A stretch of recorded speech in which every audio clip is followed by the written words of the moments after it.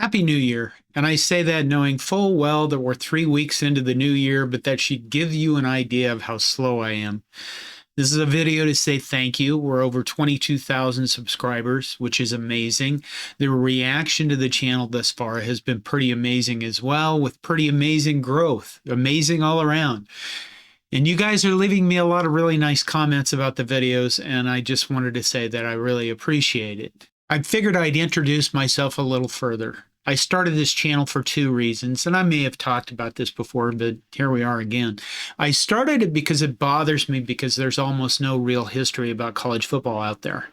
You can go on YouTube and find 100 videos about the Battle of Omaha Beach, D-Day, Verdun, and Passchendaele during World War I. You can even find it about medieval history, but you can't really find anything about sports. Our sports history has been reduced to the best players, the biggest games, the biggest hits. And there's so much more to it, I think, that you find out if you watch my videos. And I find it amazing, there's that word again, that there's such a giant hole in this content out there. When you look at the history of college football, it is the story of the United States after the Civil War. That history includes the evolution of the game that we love, or you wouldn't be here. And it includes the evolution of our country as well. Multiple world wars in which football played a part, segregation, the Great Depression, all of which had football play a part. And then there's the story about individuals had amazing lives way beyond what they did on a football field. The most popular videos I put out are the ones about the history of offense, like the wishbone or the I formation, and offensive strategies. And I will be doing something about defense at some point, probably slow because that's what I am. The second reason for this channel is because about 10 years ago, I died for 20 minutes from a heart attack, and I lost a lot of my memories. I lost a lot of memories that were important to me. For example, I was a Boy Scout leader for 17 years. I did a lot of outdoor stuff and things like teaching knot tying, but now I couldn't tie a bowline to save your life. I do want to relearn my knowledge of college football because years ago I read a lot and I learned a lot, and it's the most interesting subject I know.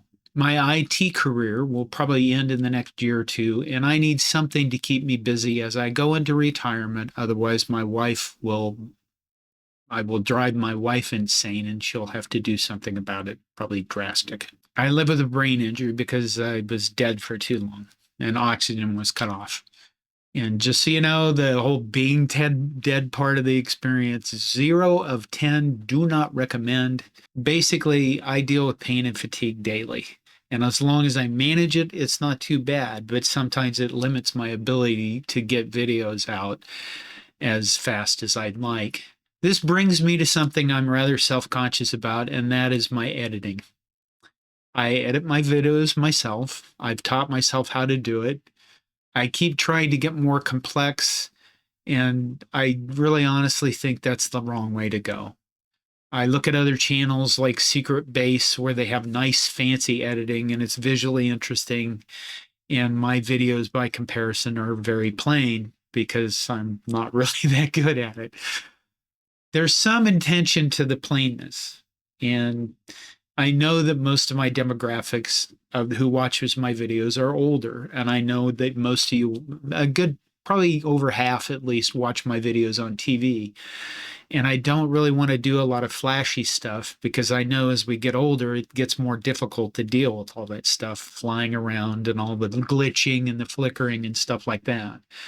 I will always try to provide good transcriptions for closed captions because I know for a lot of you, a certain percentage of the population has hearing issues where we don't do that well with it.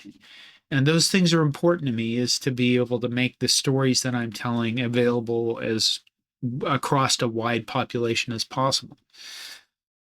And I know that having things whoosh around a lot or things flickering causes problems for a lot of people because it causes problems for me.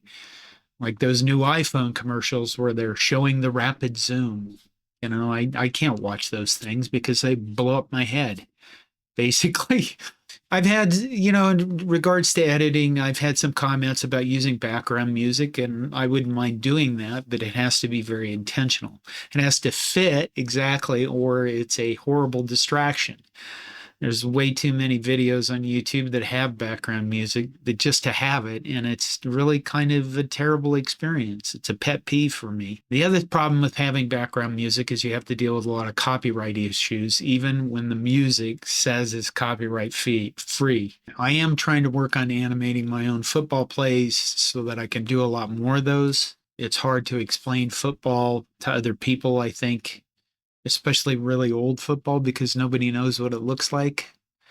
And I think because animating the plays would be visually interesting, and I think that it shows what was happening better. And we don't really have footage from back in the day, in the old days. It's very hard, for example, to find any footage of like the shift offenses that were popular back in the 1910s, early 1920s. In terms of getting fancier and doing like animated maps, something else I would think would be kind of cool. I don't think I'll be doing that for a while because I have a lot of stories to tell, and everything like that takes more time to do.